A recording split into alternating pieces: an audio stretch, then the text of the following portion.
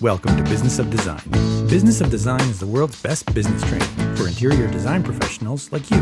The Business of Design podcast offers immediate, actionable strategies and a glimpse into some of the many field-tested, proven systems you can implement to transform your business and your life. After the show, head to businessofdesign.com and get started with the BOD 15-step project management strategy and 6 foundational programs. Together, they deliver the systems, procedures, and strategies you need to run a successful, highly profitable design business. There's no theory here. The complete BOD business model is yours through Business of Design membership. Business of Design. There's only one. And now, your BOD Advocate-in-Chief, Kimberley Seldon. Well, this is going to be the most difficult intro I've ever done because I'm just so jazzed and excited about the conversation I had with Nicole Gibbons that I am all over the place. There's 12 different places I want to go. We are going to be talking about brand extensions, small ones, big ones, massive ones. What do you need to do if you're thinking that there's a side hustle in your future? Nicole is an incredible guest. She was so full of information. In addition to that, oh my gosh, she's lovely. In addition to that, her line of paints, Clare, CLARE.com, has a trade component, which is wonderful.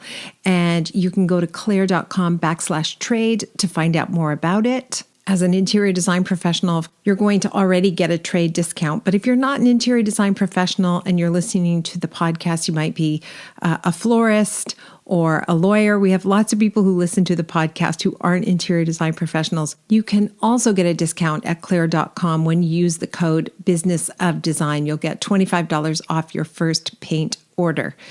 Clare really broke down the steps to creating and prospering from a brand extension. In addition, because she has a line of paints now, she talked about the stress that most people feel when they don't have an interior design professional to lean on with choosing a paint color. And sometimes it comes down to 12 different whites and which one do I pick? I've had on my bulletin board forever this tiny little newspaper article that I cut out years and years ago. It's from Berlin. The title of this is He Died for His Dream Home. It says, a German man was stabbed to death by his wife during an argument about which color to paint the walls in their house. The dispute flared as the man, who was 53, and his wife of 3 decades were redecorating. Angered and frustrated by the escalating feud, the man got a kitchen knife and suggested to his wife she use it on him. Well, she did. Okay, it's not funny, but it kind of is a good ad for hiring an interior design professional, at least, right? So, yes, I have just a little bit of a dark sense of humor sometimes. Something else that came up in the conversation we were having had to do with building your own social media profile. And vis-a-vis nothing, she was talking about an author who was at a Kroger signing book and nobody was buying the books. Along comes this TikTok influencer and he sees this man and he says, why don't you tell me about your book?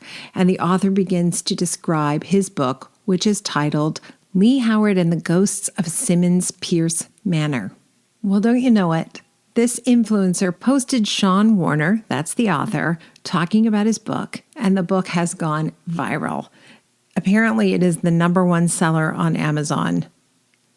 And people are loving the book, all because some kind stranger in his neighborhood did a TikTok video with him. Anyway, it's such a feel-good story. There's a YouTube link if you go to the show notes, and the author tears up when he talks about how wonderful it was to have been discovered like this. Nothing but feel-good stuff in this episode. Oh, and good information. As always, I am so glad you're here. Episode 345, Brand Extensions with Nicole Gibbons. You're in the right place, so don't go anywhere. Quick announcements, and then you're going to meet the lovely Nicole as well. Well, I will try and keep this short. Couple things coming up.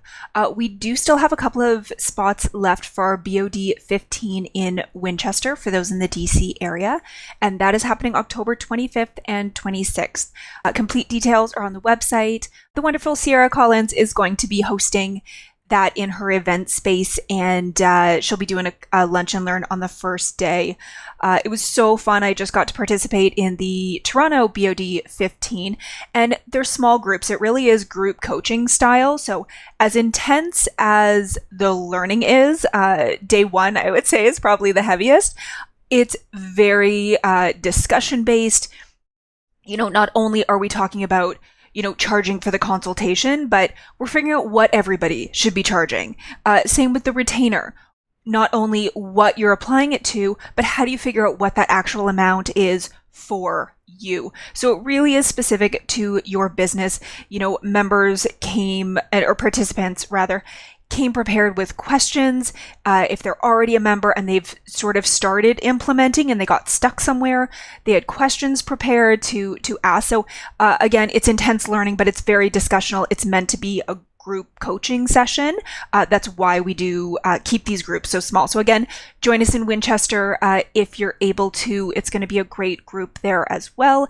Details and registration are on the website. And then this week, I'm actually trying something new. I know we do a lot of promotion about our members in Australia. We've got a boss group launching there. Kimberly's been there a couple times with seminars. It's one of our largest areas for members. But another area that's growing for us is UK.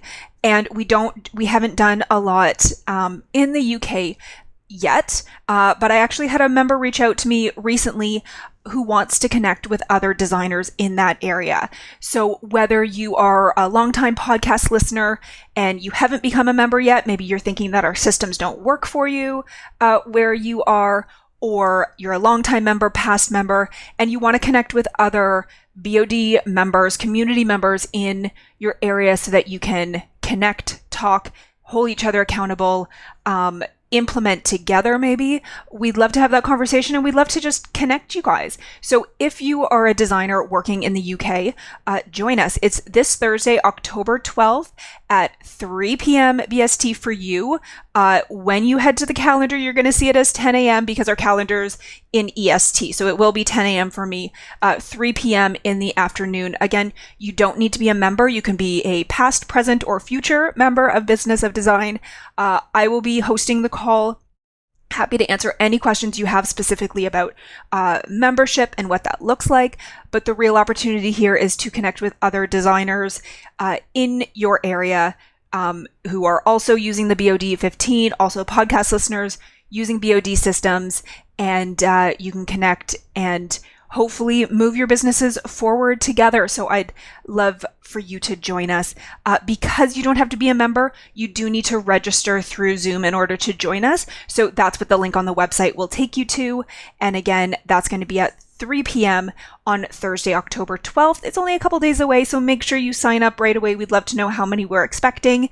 And it's just a quick, make yourself a coffee, join us for that call, and hopefully we can connect you with some other design peers who will help you accountable to move your business forward. So that's it for today. Thank you for listening, and back to Kimberly. Thanks so much. Nicole, great to see you. Thanks so much for being here. It's so good to see you too. Oh my gosh. Now I'm wondering which Claire paint color would match your beautiful shirt. It's kind of a mauve violet color. Yes, I'm very colorful today. I don't know if we have a color that's quite this bright because most people don't get that adventurous, but it's kind of a shade of I don't know, fuchsia maybe is what I'm wearing today. That's a good way. So I would say, I don't know, one of our purples, we have a color called Prince. It's a purple inspired by the artist formerly known as. Yeah, of course. Okay, amazing. That so now everybody's one. Wondering, what are they talking about? We're gonna tie this back into the paint company. But first I want to say Nicole has had a really interesting career, started in interior design, and then has done what a lot of people have talked about doing or thought about doing, which is create an extension, a brand extension, and see where that can go. So that's really the topic. How do you add to an existing interior design business? I know in your case, you decided that you were going to let go of the interior design business, but let's just say the majority of our audience wants to keep their interior design business, but they want to add this side hustle and see how big it can go and how big it can get. So talk to us about the brand extension and what that even means. Yeah, I mean, for me, I was operating a design firm in New York City, and everyone out there listening, hustling and grinding it out, and servicing all of my clients. And I was working on primarily residential products, but occasional projects, occasionally a commercial project. So that might be things like model apartments for a developer, or Right. a lobby for a brand or something like that, like an office lobby. But, mostly residential. And I think when I thought about how I wanted to see myself long term and what I wanted to be doing 10 or 15 years from now, I was always somewhat inspired by the Martha Stewart business model. I loved how she took a career as a caterer and leveraged that into physical products and built this insane, massive brand that spanned media and all of these things. And so initially I kind of had that idea in mind. Which, television, by the way, is still going strong. Still going. I mean, I actually think she's more relevant today than she has been in the last decade. Like, she has completely reinvented herself. I'm obsessed with Martha, always have been, but like the whole Snoop Dogg thing could not have been more brilliant. Oh my gosh. And young people love her. I know. Last time I was in Vegas, there were these humongous billboards all lit up with Snoop Dogg and a Bic lighter, talking about, how he would use it to light up a cigarette. And there's Martha with the same Bic lighter, and she's going to use it to light up birthday candles. And I'm like, you go, girl, you go. Have you ever found yourself drowning in a sea of vendor logins, clicking through endless links and trying to keep tabs on all the orders for all your design projects? Well, say hello to Daniel House Club. They're not just any old club. They're founded by fellow designers who get us.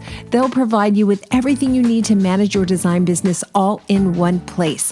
Let Daniel House Club take the order logistics off your hands and handle the hassle. That lets you focus on what you do best, which is design beautiful spaces, right? With the industry's lowest trade pricing and flat rate shipping, which is awesome, across top vendors like Four Hands, Eichholz, and Korean Co., you can take control of your business and increase your bottom line while delivering exceptional value. Join as a Pro Plus member today and get 50% off your membership at danielhouse.club/BOD. And because this community is so important to Daniel House Club, they're extending another special offer. Top BOD customers on DHC currently have over $100,000 of furniture on each of their boards. Whether you've been on DHC for years or you're signing up today, add $10,000 worth of goods to your board. That's not a lot, right? And you will be emailed a $100 gift card to use on future orders. Thank you, Daniel House Club. We love that. Okay, so you didn't think small. You actually kind of thought really big, which is probably why you decided you're going to have to make a choice between interior design and fully embracing this new brand that you're building. Okay. Exactly. And in my journey, I dabbled in media. So I was doing morning shows. I was on the Rachel Ray Show fairly regularly. I booked a role on a DIY decorating show on OWN, the Oprah Winfrey Network. So I was dabbling in TV, but it was all kind of like morning shows and cable, which isn't, like not Martha, in her heyday where she was on network television and a total household name. And I realized that even the TV stuff is a grind. And the more I tried to be multifaceted, the more I really desired to just focus on one thing. So I woke up one day and I was sort of like, okay, I am building a great career, but I feel like I've got 17 different jobs. How do I stay focused? And I intentionally kept my design firm pretty small. So I never worked on more than 3 to 4 projects a year, but they were all pretty large scale projects. I never did one room client projects. It was always a whole home, or, in the case of a commercial project or whatever, it might've been a single space, but for the most part, it was larger projects, but fewer of them because that was all I had the capacity to do. My business was always just myself, a part-time assistant. And then I had a bunch of freelance sort of 1099 folks that helped me out with all sorts of things from, rendering, the people that that would help with installations and stuff like that.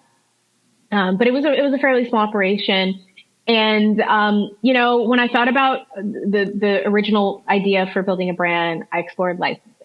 And so the way that licensing works, and let's just use someone like, I don't know, like Martha, for example. Usually if someone like that is collaborating with a company to create products, there's an upfront fee for having a hand in the creative process and helping to develop the product. And then there's a royalty, so commission on sales. So that person's going to be paid those things. The thing about Martha is she's so Martha. It's hard to get past that. What if it's somebody who's not, I mean, obviously when she first started, maybe that was true. What if it's somebody who's really not well known, or somebody like Studio McGee? Or how do you think she started? Yeah, well, so Studio McGee is a great example. Maybe I'll give a few examples, but I think Studio McGee was so smart, built her career doing interior design, but really focused, I think, on building an audience. So she built up a massive Instagram audience. And I think right now they probably have over 2 million followers. And, you know, at some point earlier on in the trajectory, she popped up an e-commerce site. And I think at the beginning, they were just doing drop ship products and affiliate commission product and stuff like that. They weren't developing their own Studio McGee home furnishing. But as things really took off, and I think, again, she had a built-in audience to market her products to, she started manufacturing her own products because there's obviously so much more margin in that, and it's much more profitable to make your own than to sell someone else's.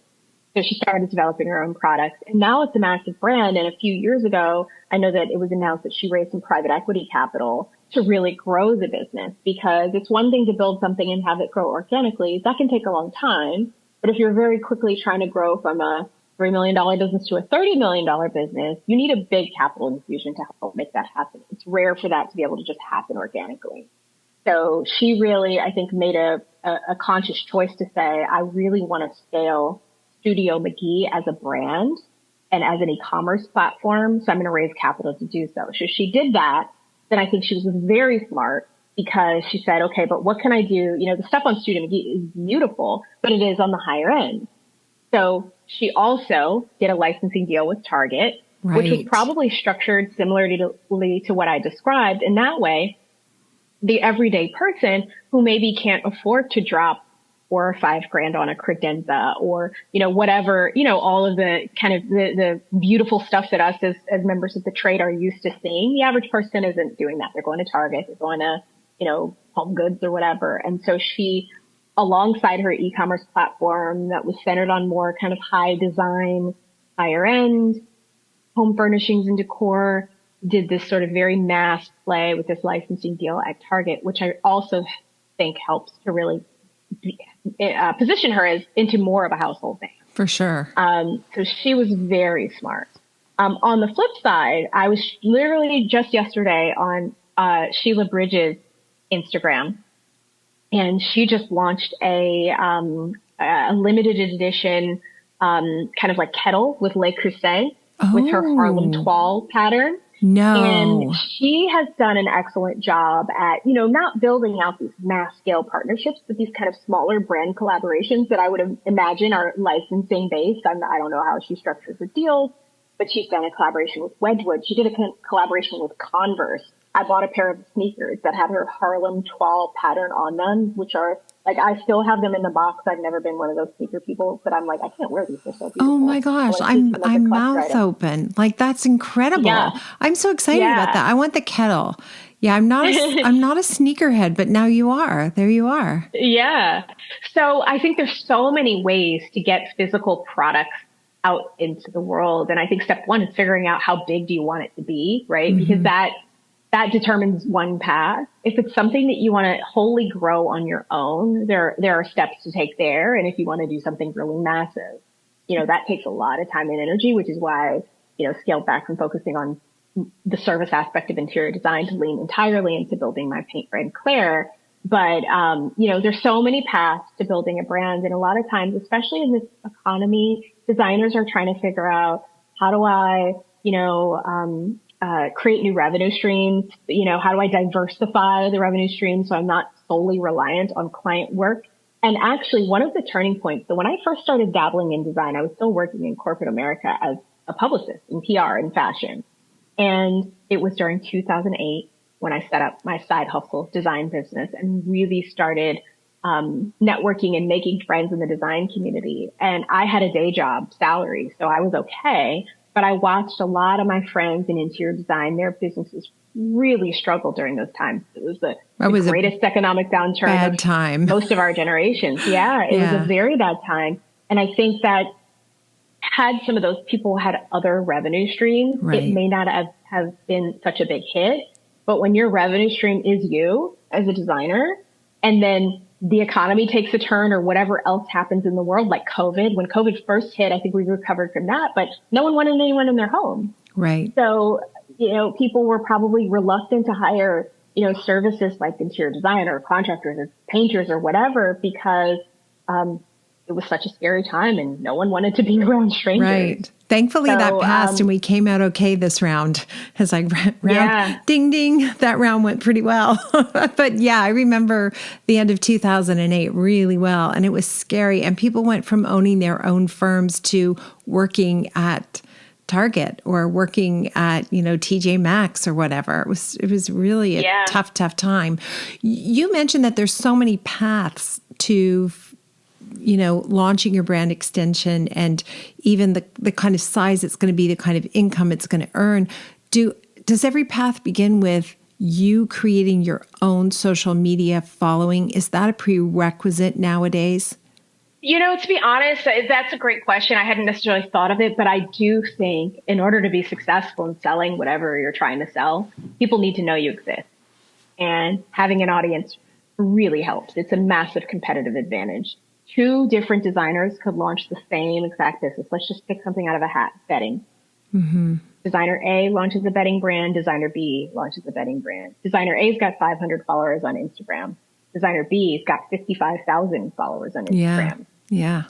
That designer is going to be off to a much better start because she has people who already love her aesthetic, who are bought into her as a brand, who are highly likely going to consider buying that product. This is, whereas, this is kind of true also for book publishing.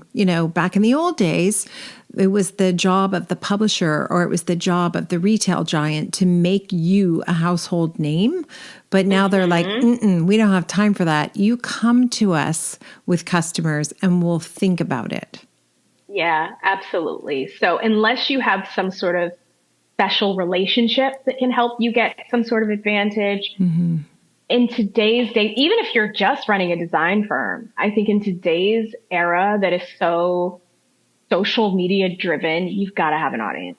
And I know some people just don't enjoy that. And if you don't enjoy that work, you're probably also not going to enjoy building a brand because marketing is really hard. Right. But you know what? It's so interesting. Like now, if you want to have your own TV show, you better have a big social media following because you're not going to get one. But the fact of the matter is, if you want to write a book, you could be an amazing author and not like the social media thing and do, and really be worthy of having your book published, but it's not going to be published because you're not into that part of the game. It's tough. Unless you get really lucky. I just saw the sweetest viral TikTok story of this old man who spent like 20 years writing this book. He was doing a book signing at a Kroger. Obviously it has nothing to do with interior design, but it's a parallel example. He did a book signing at a Kroger. Nobody was buying his book and he was sitting there all sad. So some guy who happened to have 500,000 followers on TikTok was like, hey, I'm going to put you on my TikTok. Tell us about your book. So he put it on his TikTok. Everybody bought the book. And apparently it's an exceptional book. And the reviews on Amazon are like 5 stars. And he went from being an unknown name, who was the kind of towards the tail end of his life cycle to being a bestseller, which is nuts. That. And that's luck. So unless you get that kind of luck where someone puts you on, you need a built-in audience. Yeah. Don't wait for luck. Our advice is don't wait for luck. But yeah, it's great when it happens. If you can think of that guy's name or the name of his book, I would love to be able to share that with everybody in the show notes. So my gosh. Yes. It's escaping me, but I'll send it to you after. Okay. It's a really sweet That's story. amazing. Okay. So number one, you probably want to think about your following. And if, it might be time to hire that marketing team and that PR team and just get really serious about building your following before you launch your multi-million-dollar idea. Yeah, absolutely. But honestly, to build a following, you don't need a marketing or PR team. You just need great content that you've created. So if you're a designer, post your work every single day, post the process of your work, post the mood boards, post the before and afters, talk to your audience, engage with your audience. If you don't like Instagram, maybe you've got an assistant in your office who can do the posting for you, but you don't really need to spend a ton of money to build an audience on social media. You just need amazing content, and you need to have a point of view that you share that adds value for your audience. Okay. I think those are the things that really matter. Good point. The Okay, PR and all that Yeah. is great once you launch your brand to the extent that you can afford it. But Yeah. Okay. So it's a given. You need to have a following. What else do you need to have, or what could you have before you launch that might help you be successful? a little bit of cash. I think that, It seems like I've this is seen lots of personal. people. It seems like that was a personal, Well, like you're just familiar with this. Well, I am. I raise capital, but I think most people listening probably aren't going to be trying to create a venture scale business and raising, venture dollars. That just requires totally different genre. But I know so many people who just built a company on their own. Maybe they invested $10,000 or so into making a product, creating a website for it, and growing it organically. So, that's the best place to start, to be honest. It's just creating something yourself and seeing if it's a market for it. Right. If it's a market for it, then your investment paid off and you can then go and try and grow it into something a little bit bigger. If there's not, then you've made, that's the risk of entrepreneurship. You've tried it. Maybe it didn't work out. You're not going to win at everything. And I think a lot of entrepreneurship is about failure and learning from those failures and then turning that into learning to actually win during the next go round. But you need to be able to start somewhere. I would always recommend bootstrapping as the right direction for most people. But if you're that person, say like a Studio McGee or someone who's really cultivating an audience and a really clear point of view, you can pursue things like licensing a lot more easily. There are agents out there that specialize in, helping people like, interior designers and other, food people, who do cooking lines and stuff like that. There are people out there who specialize in helping to create those licensing opportunities. But like anything, no different than venture capital or whatever else, you kind of have to pitch something that they believe can turn into something big. Otherwise, there won't be much upside for that agent. So they have to really believe that you have something that could really grow. But there are people out there who can kind of do that legwork. I think of, another, a few designers that popped into my mind. There's some incredible designers who have done some wonderful to the trade collaborations. So people like Laura Carrar, she has done amazing for herself in, creating, licensing partnerships or, like Alexa Hampton or, there's so many like designers who are very trade focused and they're doing lines with Kravet and lines with Lee Jofa. And, there are folks out there who know how to get you connected with those brands. Mm-hmm. So to the extent that there is an aesthetic that you've created, and even people who are design adjacent. So a friend of mine, a lot of people might know her. Her name is Mulaney B or Mulaney Barnett. She started off as Mulaney B for a long time. She was a carpet designer. Beautiful carpet. Started out doing a line for Kravet. And then I think she had a personal evolution where she got really into art. She became an artist. She's doing sculptures now and paintings. And she's now doing wallpaper licensing deals. And she did a line for, don't quote me on this, but I think it was Pottery Barn. Through her Black Architects and Designers consortium. And, she's just done some wonderful brand collaborations. And it's been amazing watching her expand her brand from kind of just to the trade to then, like her wallpaper line is with Lulu in Georgia, for example. Another person I just thought of, Amber Interiors. Right. She's another one kind of like Studio McGee who built a fantastic social audience, and then now is doing a line for Anthropology. And I'm blanking on all the brands, but she's got furniture at Anthropology. She's got some wonderful licensing deals that she's taking her aesthetic and helping to sell it to the masses. Yeah, beautiful retail stores too. There's one not too far from me in California, Pacific Palisades. It's gorgeous. So number one, you've got to have this idea. You mentioned you need a streamlined aesthetic. So you really, I think these days you need to niche and you need to know who you are and you need to have a strict point of view. I think that's fair to say as well, right? Okay. Absolutely. I don't want to go too far down the line without getting into what you've launched. And how do we need another paint brand? How did you settle on paint? What made you think of paint?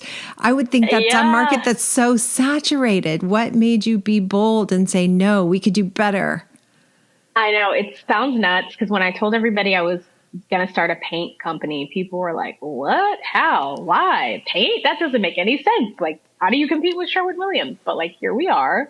And I think for me, I had a very different approach. My idea was I didn't necessarily want to focus on the trade. I really wanted to focus on the masses again, kind of taking a cue from Martha Stewart. She took her brand to Kmart, and everybody knew who she was after that. And so I knew I wanted to build a brand that could touch hopefully many, many homes across America. And so I knew that it would be focused more on the sort of the DIY end consumer. However, paint has a massive potential to also be a brand that members of the trade love too. And I just saw this gap. So for the average person, I realized that going to a place like a Home Depot, Lowe's, or whatever was a very overwhelming experience, or a Sherwin-Williams store, because they have thousands of colors. And what I noticed is that, my everyday people in my life, my friends, my family, my cousins, whatever, they'd be like, I'm trying to pick paint. Help. It's painful. I've got 35 whites to choose from. Help me pick one. But then I realized when I was actually working with my clients, they never stressed over it because they trusted me as their designer to make the choices for them. So when I presented options to a client, I never had them say, go back and bring me 35 more options just like this. Right. But the average person, when they're testing paint samples at home, they're going to look at 35 different versions of the same color. Yes. They all look the same, and it's confusing and overwhelming, and they don't have the same knowledge of color and understanding of the nuances of the color that a designer does to be able to narrow it down really quickly. So I felt like for that person, and then when I looked at the Home Depot and the Lowe's and the everyday paint stores, the brands were pretty stodgy. They were all 100-plus-year-old brands that have never changed. Not and sexy. So I really, nothing about that is sexy. That experience. Yeah, no. Not inspiring. And as someone who lives and breathes all things beautiful, I'm like, why are these brands so uninspiring? And I really felt like there was an opportunity to create a better brand. So I chose very intentionally to scale back on focusing on design, to just build this, because I was trying to build something really big. And when you're really trying to build something big, it requires a lot of time and energy. So there's no way I could still be like servicing clients while also trying to build a brand to compete with Sherwin-Williams or whatever, Right. So I raised venture capital. I had the idea. I really focused on trying to figure out how to get product manufactured. How do you ship paint? Because the other thing is I knew that I wanted to start online because that would allow me to create something that was really differentiated. Most people are buying paint in the store. You can buy everything else online. Why can't you buy paint? So it was like, let me create the best online experience I could possibly dream up to surround this paint buying journey. And, I focused on that. So I raised $2 million to get the company started. Amazing. And then I raised subsequent rounds of capital, about $12 million in total. So, we've grown a lot, and that money has been, invested in helping us grow, helping us expand into new product categories, helping us be able to afford marketing and reach more people. And, that's one path, but, like I said, there's many paths to building a business. And I think, for most designers, it's probably going to be more along the lines of like a bootstrapped company, or, for potentially licensing to the extent that you have a really sizable built-in audience. But I love that you went big. I love that you said, why shouldn't I jump into this game and go head to head with the big players like a Sherwin-Williams or Benjamin Moore, whomever, and I'm going to go all the way. I think sometimes we play too small. Creative professionals tend to stay small, particularly you're also a female. So yeah, you go. All right. So I can see that you want to disrupt the process of buying paint. I don't want to go to Home Depot to buy paint. That's not my happy place. Are you talking about setting yourself up in retail stores that are more like a Target experience, where Target made design a little bit more fun for the masses? I would love that. And I've really explored a lot of different retail opportunities, hopefully on the horizon soon. But I think given how complicated paint is, because we tint paint just like they do at a Home Depot, and most stores aren't set up to operationalize that. So as cool as it would be to go into like, a Target or an Anthropologie or whatever, I'd love to do that. But in order for us to really sell the product and do a good job at it, people need to be able to walk in the store and walk out with it. Right. And most of those retail organizations aren't really willing to invest in what it requires to actually sell this product. So it's tough. That means we're limited to, maybe a subset of stores or the idea of creating our own, which is also something that, could be down the roadmap. But I think that, the biggest thing is that I believe that no matter what the store is, where we end up, there's just such a big opportunity to reimagine what that in-store experience is, whether it's within an aisle of a big box store, or an independent paint store, or reinventing the future of what a paint store looks like. That seems really hard because it's so locked in. We all know what the paint store smells like and looks like. We know there's bad lighting. We know that the person helping us doesn't care which white we choose. We know that it's going to be dusty and dirty and not. So you're going to disrupt things and create a better experience. It's interesting, this idea of online. Who wouldn't want paint to come to you online? I don't want to lug that stuff through into my car and into the whatever. I never buy the paint myself. It always I specify and then the painter will go and buy it. So I guess you've got to reach those painters who are used to going to the local Lowe's. Yeah. Or the specifiers, right? Who tell their painter, source Claire, this color, this finish, and they'll do it. That's right. Some painters are a little resistant because they're the types of folks that I've been buying X paint brand for 35 years and I'm not changing. There's a lot of that. So they're definitely a harder audience to win over. We've focused first on the specifiers. So we have a lot of wonderful interior designers that support us. I also think there's a lot of smaller a much smaller design firms where they do all of the specifying, because a lot of times they may not even be hiring a general contractor to do all of the labor. They might just be hiring kind of handyman type of talent. Yeah. And just, in smaller markets where there maybe isn't as much access to, that high design, a lot of those folks are doing the purchasing. So, there's such a broad spectrum, but I think, we love interior designers. Me being a former interior designer, I want to make sure that we're building something that designers would love. Well, you're right. I do the specifying of the color. So I assume that I'm going to be able to go online and get some samples from you and do that specification. Yeah. And then when the office purchases the paint, it's shipped directly to the painter. Yeah, exactly. Or directly to the job site. Or to the job site. Saves a step if, to the extent that. Oh, I like this. I really like this idea. Okay, tell us how we can find out more about Claire and become customers one day. Yeah, you can check out Claire at claire.com. We also have a trade program. So claire.com/trade. And you can learn about, how to sign up for a trade program and get access to, free color tools and all of that. And you can also check us out on Instagram at Claire Paint, all one word. And I hope everyone gives us a chance. I'm so excited for you. I just want you to blow all the competition out of the water. And I think it goes without saying, but let's just say it for the listeners. There is no easy money out there, because one of the things you hear sometimes at markets is, oh, I'm just going to white label sofas. I'm just going to white label this. I'm going to slap my name on this or that, and it's going to be nothing but passive income. That hasn't been true for many, many of the interior design professionals I talk about. You have to put some attention and you have to work at this. It's not like easy money. I agree. You really have to be differentiated and create something that's unique and special that people haven't seen before, or, an experience that people haven't seen before. Otherwise, you're just one of many. Right. So I do think that's important to really cut through in this kind of oversaturated market. You have to have something that feels really special. So the idea of just kind of, going to whatever Alibaba and putting your name on something or, whatnot, probably won't be as successful as building something from the ground up that, you really had a mark in and put your stamp on. Amazing. I love this conversation. We like to end every episode with design intervention, just a great piece of advice you want to make sure every listener hears and can implement.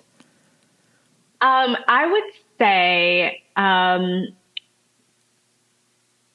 I think going back to this idea, if you're, just tying with the topic, if you're interested in being building a brand someday, really hone in on what your aesthetic is and try to create and define an aesthetic that is uniquely you, because that will have much more longevity for the idea of expanding into physical products than looking just like everyone else.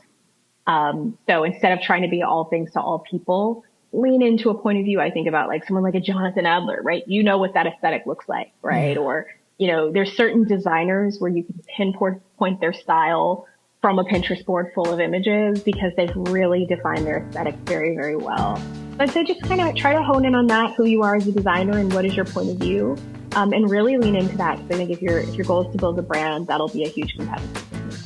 Well, thank you so much. It was amazing to learn more about your story. I'm so inspired and I'm so excited for you. Thank you. Thank you so much for having me. Thanks for listening and supporting the BOD mission to improve the industry one design business at a time. If you're ready to implement an exact business model for running a streamlined, profitable business, field tested by thousands of design professionals around the world, head to businessofdesign.com and get started today. It's time to dramatically improve your business and transform your life.